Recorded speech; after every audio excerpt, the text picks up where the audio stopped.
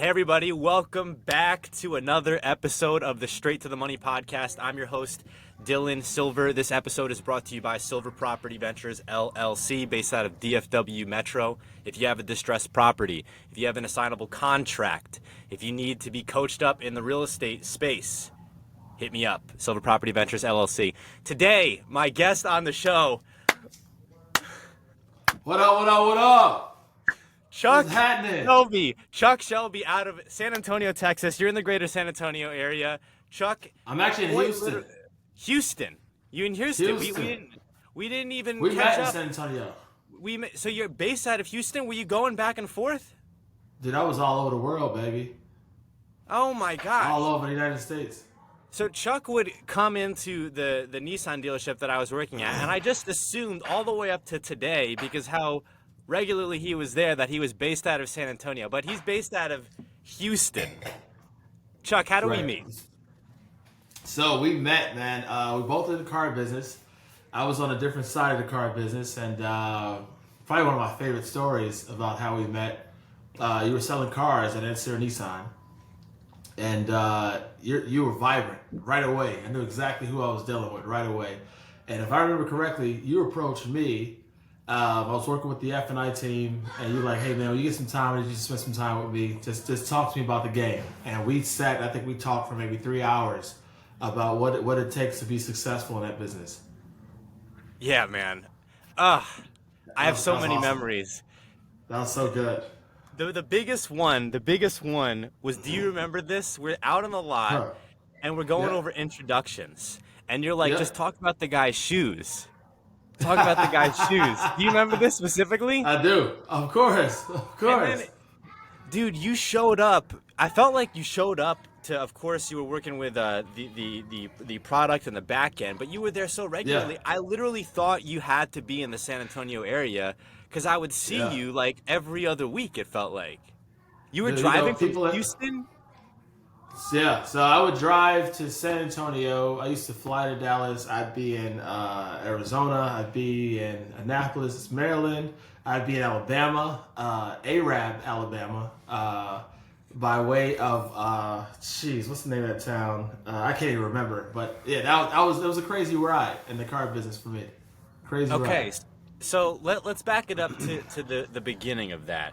So, of course, before you were in that job, you started out selling cars, went to F&I, and then had an opportunity to then go be a representative for a company that had F&I product. Am I getting that right? Correct.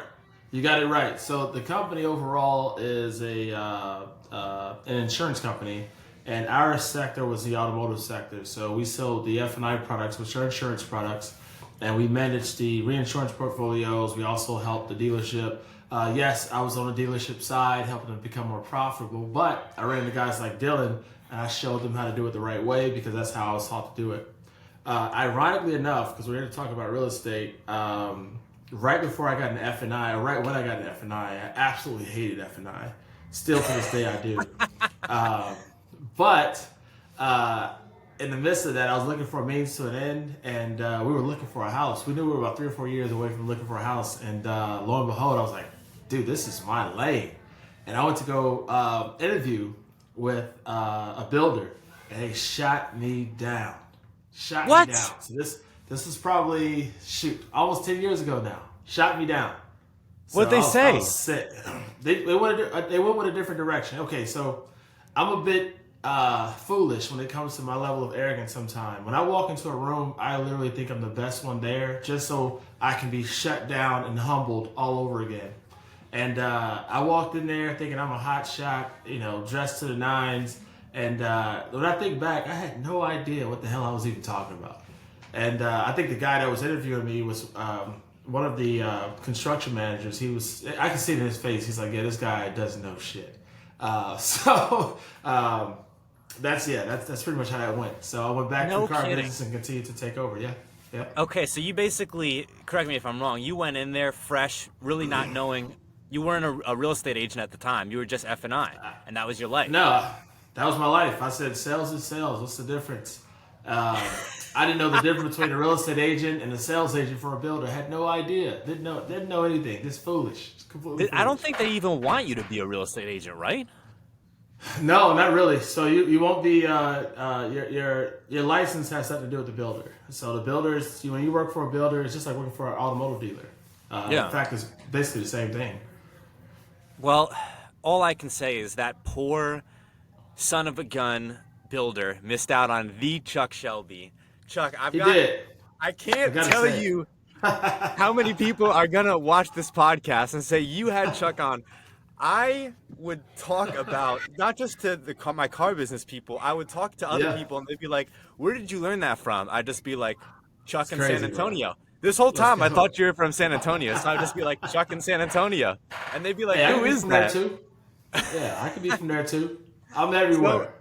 so to the audience, this is how much Chuck changed my life. So Man, this is it's humbling. December of 2022. I've been in the car business for about 4 years at this point, maybe a little more, maybe a little bit less, and I am struggling. And I'm having some months where I'm selling 8 to 10 cars, and that's a good month. And then I'm having some months where I'm selling 6 to 8 cars, and that's me doing everything that I can do to sell a car. December of 2022, I sell either 2 or 2.5 cars. Yep. And Yep. I was there what's called bell to bell, which means that you're there from the time the dealership opens until the end of the day. And after this December, in January, general sales manager walks me into a office like a mob hit. Someone else walked in, sits me down, and I can hear like a violin and Italian music. And they're basically saying like, you can't, exactly, there it is. You cannot work here any longer. So You're Chuck, done, son. it was either this time or it was like the next time this happened, because I continued to not sell well. Yep. I said to them, I have a customer here. Because I'm realizing they're about to fire me. I said, I have a Yep. customer here. Let me go help them. And no kidding, I went to lunch. I have a customer, and they're like, go help them, go help them. And one of the things that I learned from automotive is that people, are basically like dispendable. It is what it is. Like your Yeah. top guy can be gone, and that's just Yeah. how it is. And we had it happen. A guy who was far and away the Yep. top dog at that dealership. Um, Yep. it was just it wasn't a fit for him any longer, and so I knew that I was a nobody there, and that I was costing them money anyhow. So I ended Yep. up not signing a write up, then not getting fired. But in the back of my mind, I'm like, I need to have a game plan here. Hey, no, hold So on. You can't speed past the not signing the write up. There was more details to you not signing the write up. It wasn't just as smooth as Dylan's not going to sign it. well, let me put it to you this way. I knew in the back of my mind that if you sign a write up, that you're not going to get unemployment, and that Termination, baby. I'd seen everybody else, including people who were doing fantastic, sign write-ups. Yep. And so in my head, I'm saying they're either in this room for them to fire me or to get me to sign a write-up. And so before they even had an opportunity to say, this is what you need to do, yada, yada, yada, I said, hey, Steve, I actually got a customer here. And he's like, oh, no, go handle that, Dylan, go handle that. So then I'm like, okay. And then I'm pretty darn sure that I was like in an anxious mess, and then I just went to lunch. I'm like, let me just take a lunch break. And nobody Took was a tracking walk. anybody. They certainly weren't tracking me. And so there I went. So, long story long, in this time frame, I'm seeing Chuck coming into the dealership, looking like poised, looking like $1 million, cover of Forbes magazine. I'm saying, who is this guy? Come on now. I And appreciate so that. one of these days, I think I just walk up to you, I shake your hand, I say, hey man, something along the lines of, do you do any sales training? And I And said, absolutely, bro. you basically said, yeah, I am the sales trainer. That's right. That's what I do. The best ever. And so I didn't really know what your role was, but I'm thinking, I don't know if he works for the dealership. I don't know who he is. I don't know if he's a customer, but I'm going to learn something from him. And so Yeah. we walked outside, and in that first day or that first 2 days, we talked about, and I could be getting some of the chronology wrong here. We talked Yeah. about how you greet somebody. And I'd We watched took some it Andy very Elliott basic. videos, so I thought I knew how to greet somebody, but you broke it down for me like you Science. have to take full control. They're in your house. That's right. That's right. It's my house, baby. My Chuck, house, my rules. tell me what you, if you can, what you told me to the best of your knowledge. So, in a nutshell, people walk into a dealership, people walk into an open house, people walk into a new construction home, and the idea is it's almost like this Walmart mentality, where the customer owns the place. Which, forgive me, folks, just bear with me. Um, they need our help. They don't want our help. They don't think they need our help. And I'm the exact same way when I'm a customer. I tell a story all the time. I'm in Target looking for tape. They got 10 minutes till close and I can't find tape. I'm like, where's the tape? Where's the tape? And all of a sudden a sales associate walks by and says, hey, can I help you? I say, no, I'm just looking. Can you tell me where the tape is? And it hit me in that moment.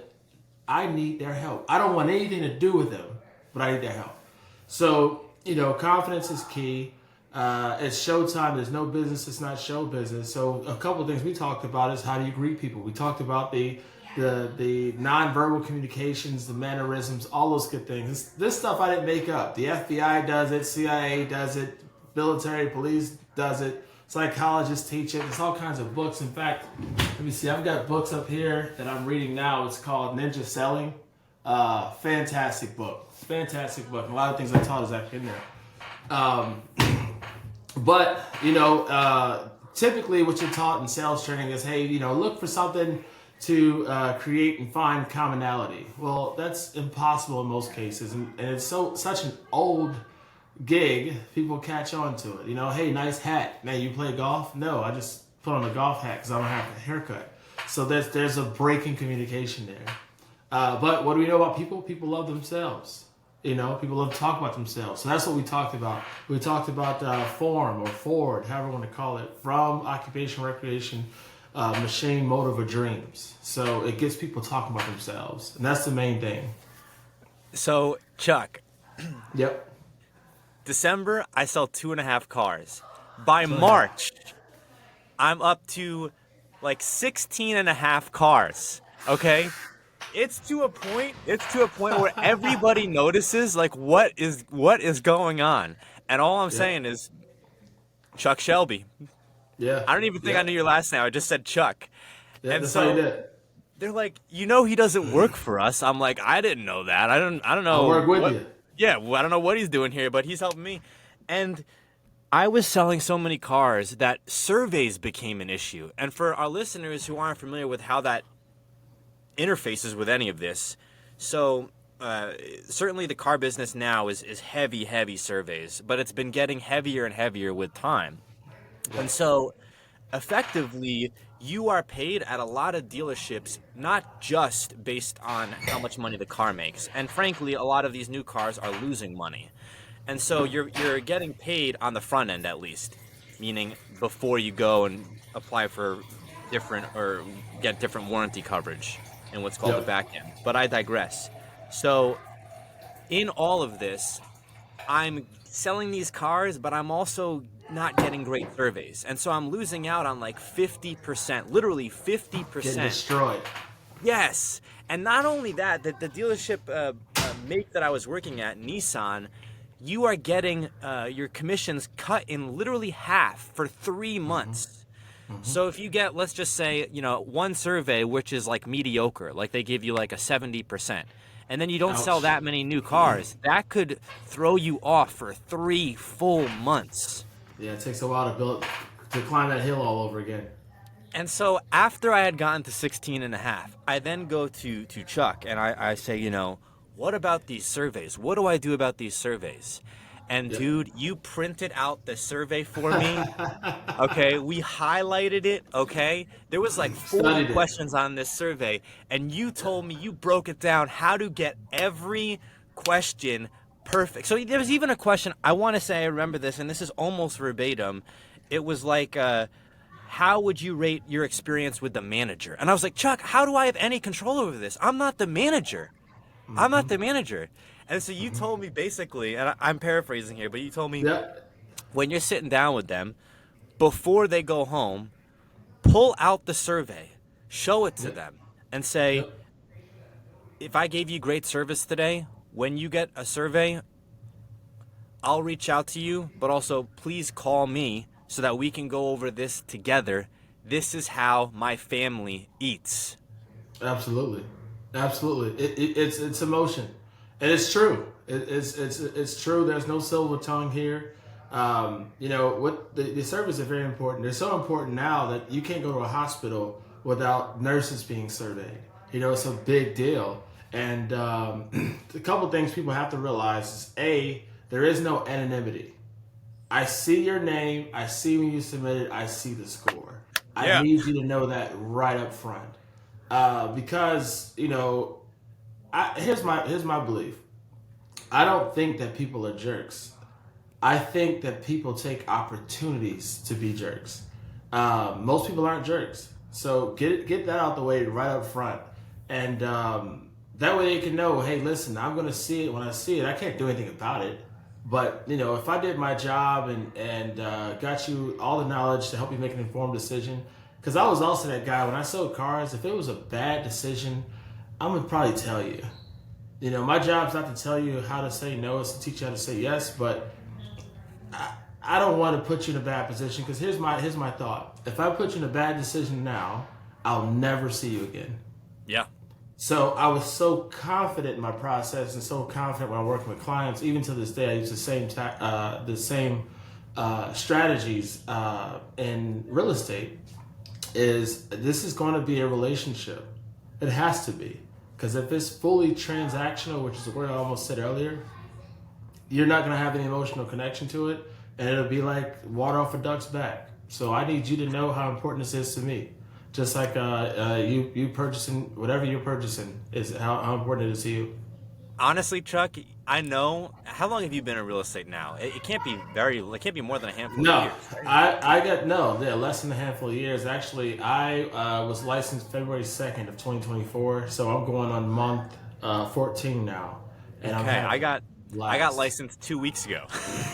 What? Hey, congrats, man!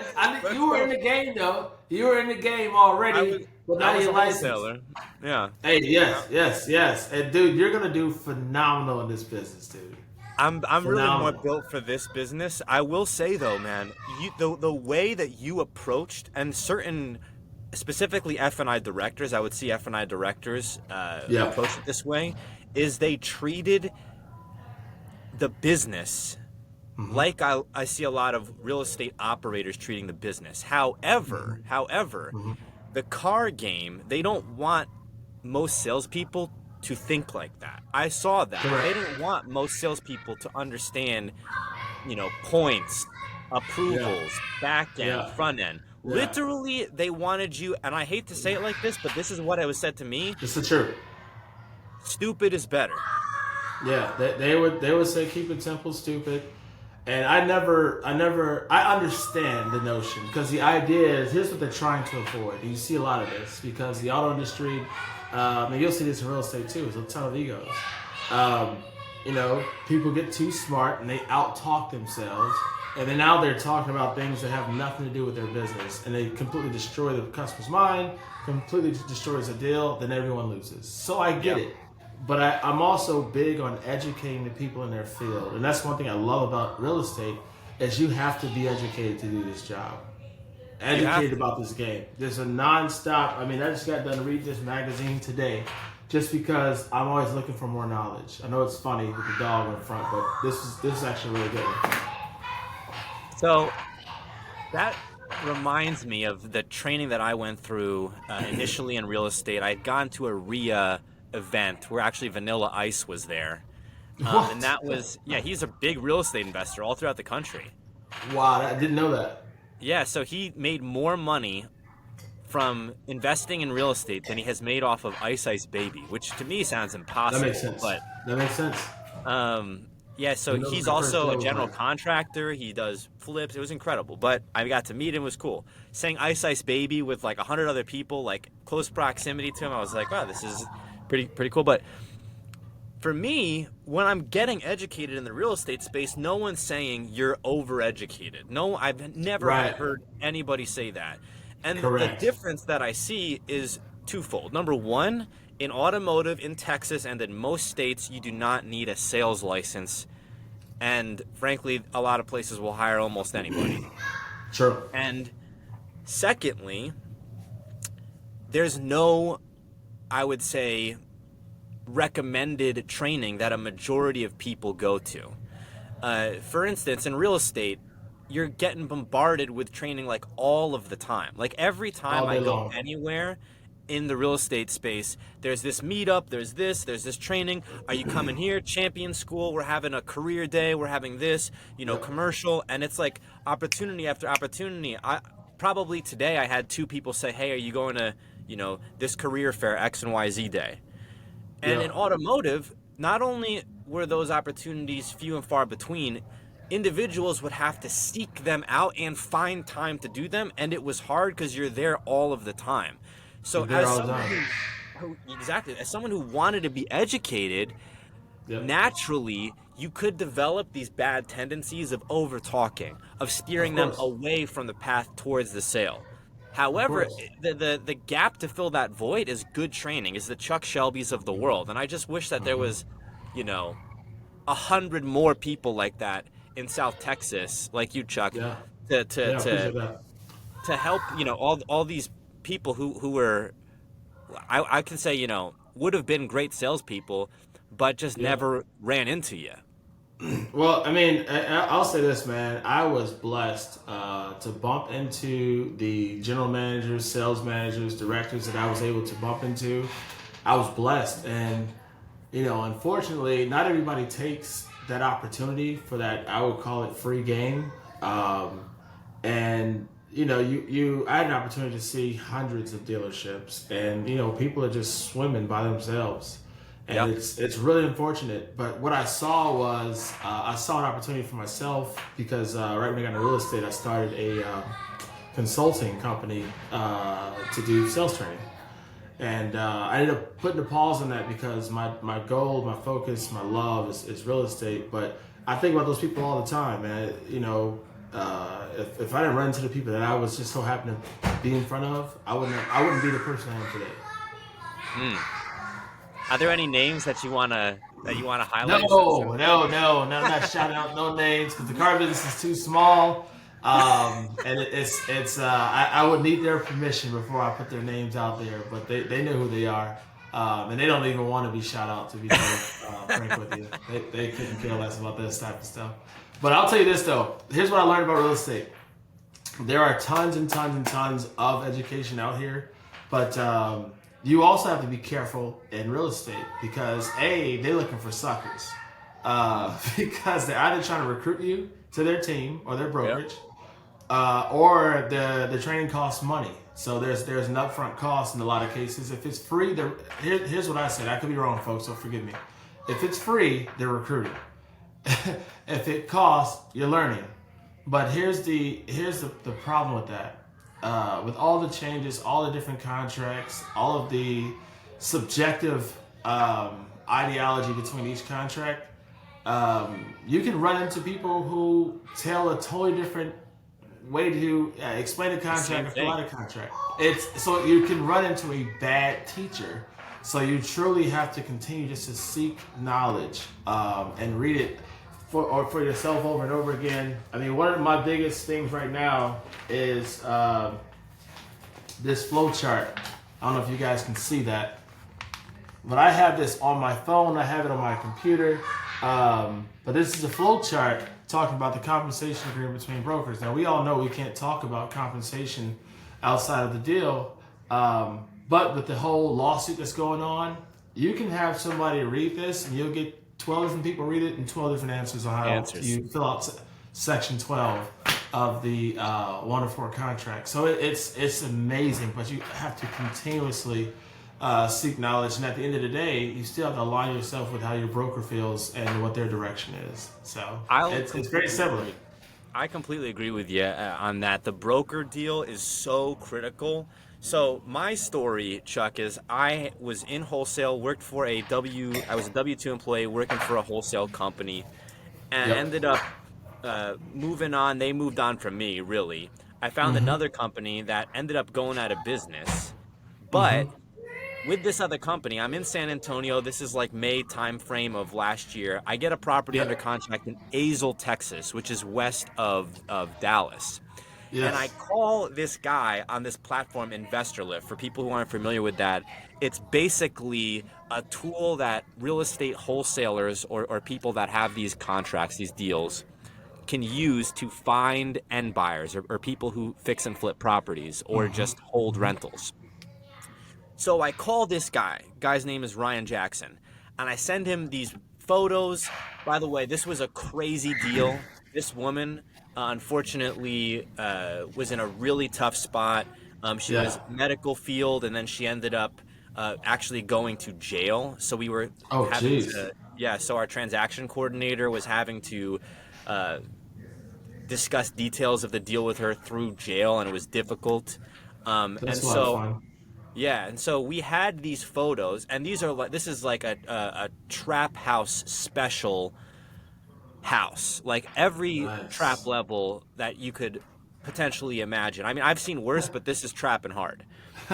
So I Oh, send these Jesus. I send these photos to Ryan Jackson, who I see Yeah. on InvestorLift. He tells me, "Great closet. Basically, your photos are terrible," and he's using Mm. more colorful language. Of And course.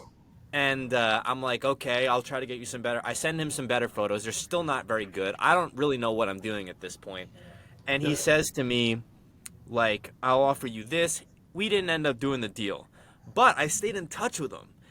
Yep. Ultimately, I said, hey, man, just like I met you and I was asking you for coaching, I was like, hey, Ryan, teach me the game. If I don't know what I'm doing, like, tell me how to do it. And he's like, no, Yeah. you have to pay me for that. You have to pay me for that. Yep. There And it I'm is. pretty sure I sent him a photo of the back of my credit card, like Oh, with all the wow. information on it. And so Wow. I was just like, here you go. Yeah. You'll go get And it, though. So I expect that from you. and so he says to me, well, I have this Trap House Academy. Um, you can go sign up there. So I did it immediately. And this Yeah. guy, the top left-hand corner of my photo right here, that's Yes. Ryan Jackson. Get out of here. I was going to ask when we first got on. I'm like, okay, there's a significance there. I'm going to wait my turn. That is awesome. And So so obviously an impact. So we didn't do a deal then, but I ended up.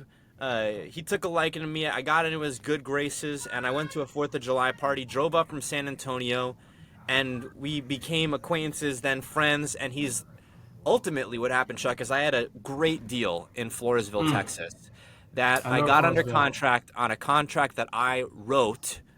I didn't know Yep. what I was doing. I wrote it Of like course on not. a Word document. And literally in this contract, Chuck, in order to seal the deal, I wrote in the woman wanted something else. I'm like, well, what do I need to do? She's like $10,000 more. I'm like, I can't give you. We're giving you 77.5 for Yeah. an acre and a half of land and a mobile home in Floresville, but I can throw in 2 round trip flights to Punta Cana on Spirit Airlines if you want to go. And That's gangster. she's like, yeah, I'll take it. She's like, That's yeah, I'll take it. gangster. And I already That's knew gangster. because I've been going back and forth to Dominican Republic so often in the last year. I already knew what those flights were going to cost, and it was going to be like round trip, like $1,000 for 2 people. Wow. And so I'm Wow. like, I'm not losing 10,000. I'm losing 1,000. Anyhow, Hey, this deal, I end up finding 4 buyers for it at $105 to $110,000. So it's like that's a almost win. it's almost a $30,000 deal. I have to split this with 2 partners, but either Yeah. way, I'm on cloud nine. I'm Let's on go. cloud nine. The deal ends up falling through because I didn't understand what note buyers were doing, and I didn't understand what that meant. So we had people with Yes. 15, 20, 25, 30, maybe even more $1,000 down The banks weren't lending on it because it wasn't considered real property. The mobile home was not Right. affixed to the land. It was chattel. Correct. And then the note buyers said that you need to hold the note. I had a business partner at the time who basically said, well, you can hold the note. I didn't know what that meant. So I'm like, Yes. I'll hold the note.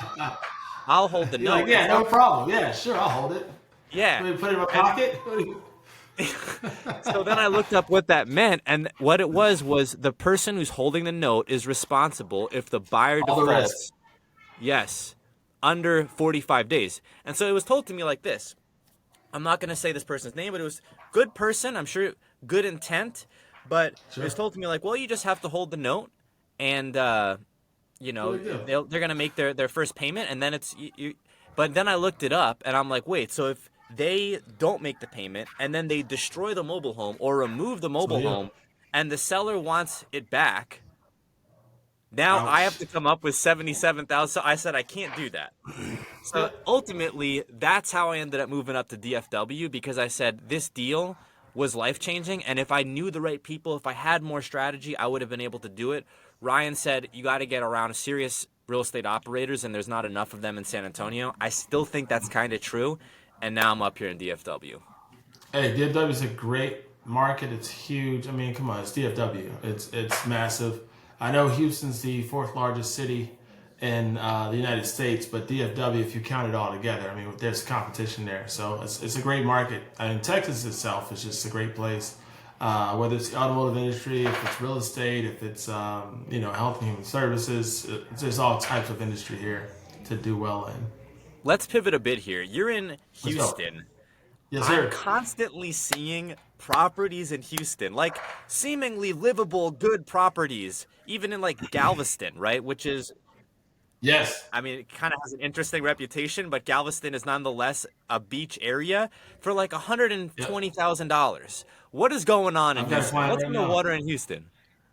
Well, don't ask what the water is in Houston. If you come to Houston, don't get in the water, okay? Just to be fair. But Galveston and areas like that, it's a tourist spot. You know, people love going there. People still love going to the beach. They've got great restaurants out there, so it draws many people, especially out of towners there when they're coming to that area. Because in that area, you've got the Kima Boardwalk. You've got all kinds of stuff, so it brings great value. But at the risk of hurricanes coming every 5, 6, 7 years, as far as major hurricanes come, there's a risk, So if you live on that side of town, it's a huge risk. But during that 5, 6 year period, when you have no hurricanes, it could be good for you.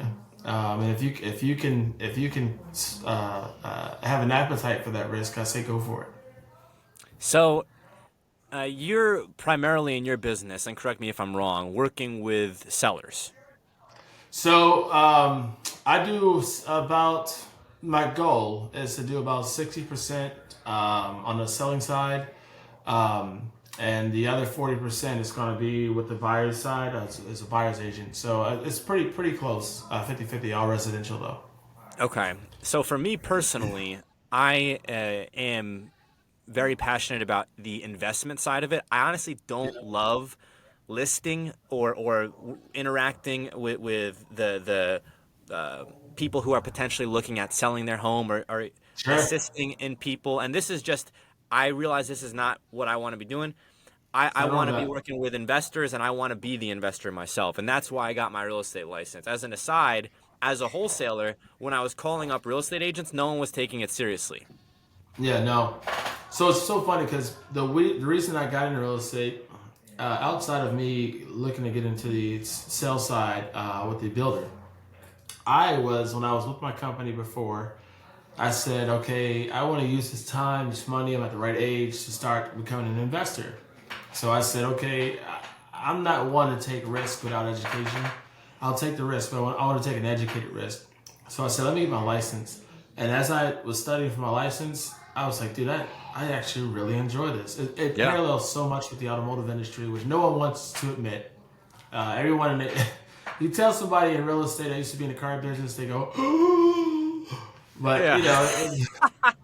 it's if you're doing business right, you should be fine, right? But I realized I love it. I love working with people, and I love the game. I love the showmanship. I love working with people. I love making people dreams come true. It's a tough game. It's a scary game, but it's a lot of fun. For me, the path was I'm on the outside looking in. I know exactly what happened and why I got out. I felt like there was a personnel issue at the spot that I was working at. I was seeing lots of things that I didn't like. Then I also went 1 month, 18 and a half cars, made over $11,000. Next month, Yep. 14 and a half cars, I make Yep. $3,500. And I'm Yep. looking at it going, how? I sold 4 cars more. What happened? Like, what?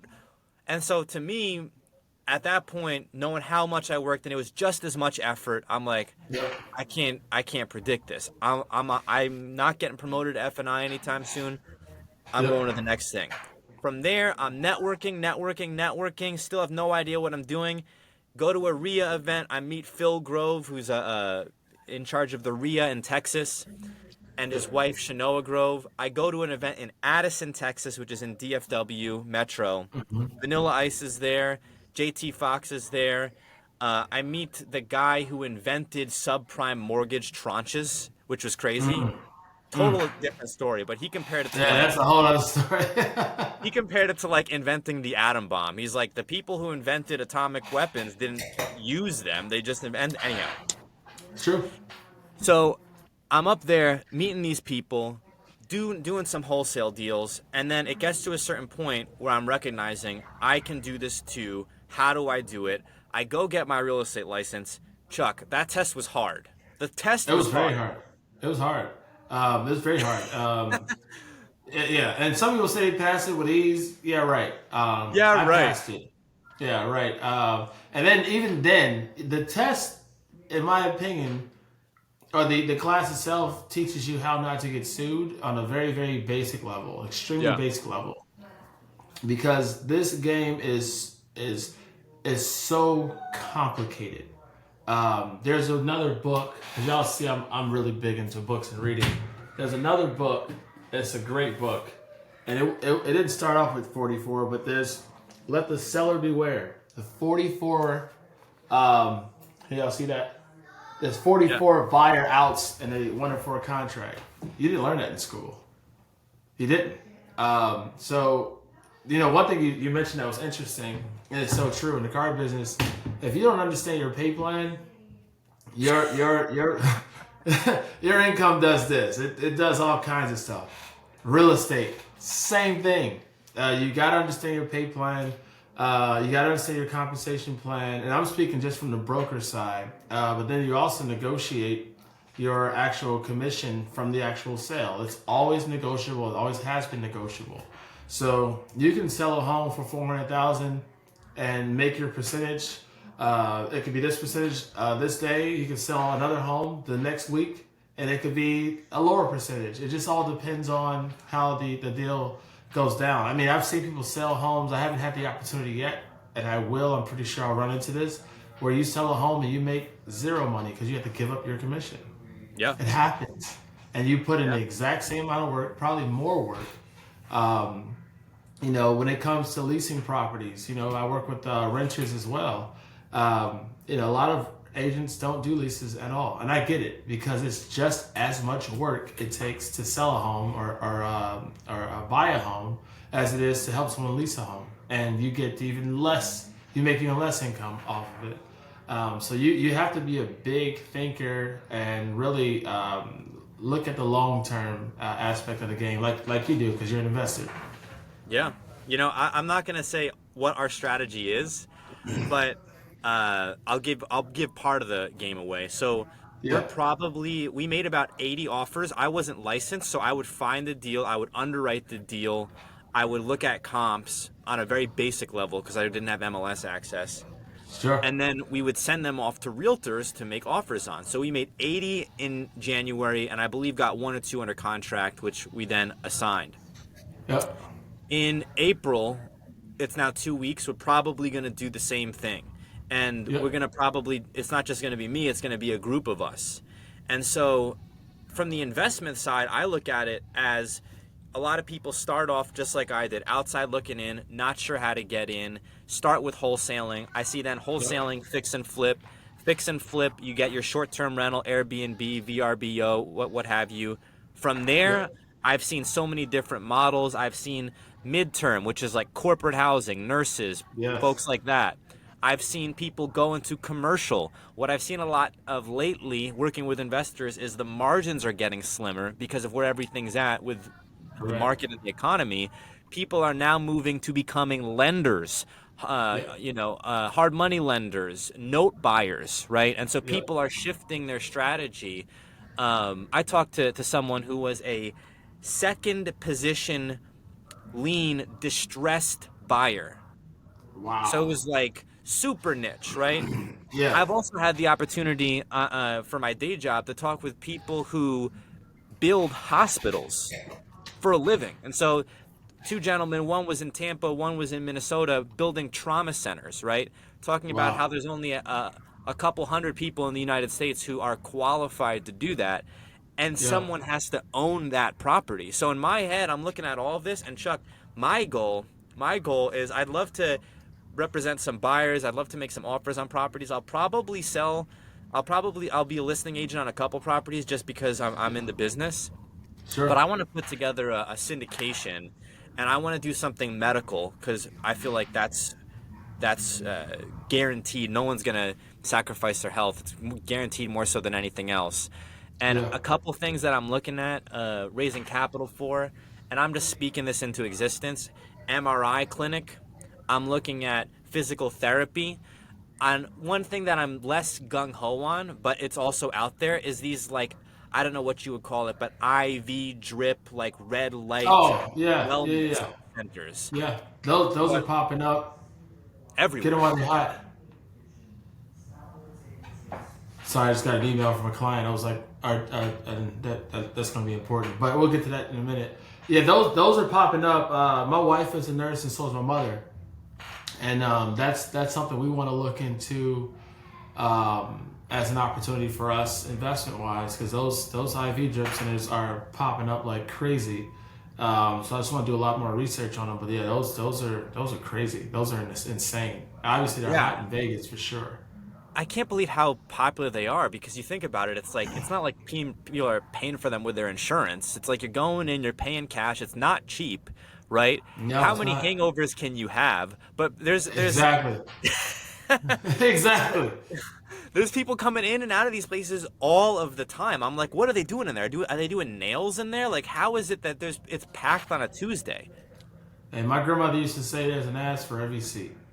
So if you build it, they will come. I don't get hangovers as often as I did in college, but I see them and they're popping up. But I was picking up a bottle of wine the other day and I see that they're selling oxygen in a can at Specs. So I mean, there's a lane for everybody. And who am I to judge anybody on what they permit? So. I like those opportunities. We are coming up on time here. Yeah, I see that. Chuck, where can folks go to get a hold of you? So, a couple different places. You can find me on my IG. I just changed my name, so I got to look it up. It's Well Chuck It Then. So instead of the F word, you just put Chuck there. Well Chuck It Then. Also, Chuck at AmbrosiRealty.com. This shows all of our feature properties, also other properties that are available in the Houston market. Not only do I work with sellers, but I also work with buyers and people who are renting. Just remember, folks, I'm only 10 digits away at all times. So if you got a question about real estate, if you're thinking about selling, buying, or leasing, just give me a call. I'm 10 digits away. Also, I'm trying to grow my YouTube channel. My YouTube channel is very, very, very slow right now. And it's under the same name. But if you look up Chuck Shelby, HTX Living and Dreaming, you'll see it pop up. But yeah, just putting out good content as much as I can. Folks, Chuck Shelby, greatest sales coach in South Texas. Chuck, Come on, baby. let's go. Thank you, man. Let's go, Thank baby. you for coming on the show. Thank you for everything that you've done in my life personally. I'm moving to literally Santo Domingo in the Dominican Republic in October, like partly because of you. You know, Man, it's awesome, dude. it is awesome, man. Dude, you can get I think I have it on my IG. Let me pull this up really quick. You can get a beachfront 2-bedroom, 2-bathroom apartment, rooftop, jacuzzi, terrace for $600 a month. Here, I'll show this right here. That's a win. Oh yeah, that's a bet. That's the way to end it. That's a bet. That's amazing. That Chuck, is amazing. thank you so much for everything you've done in my life. You know, Thanks for I'm having sure me. people will follow in your footsteps, and thanks for coming on, Chuck.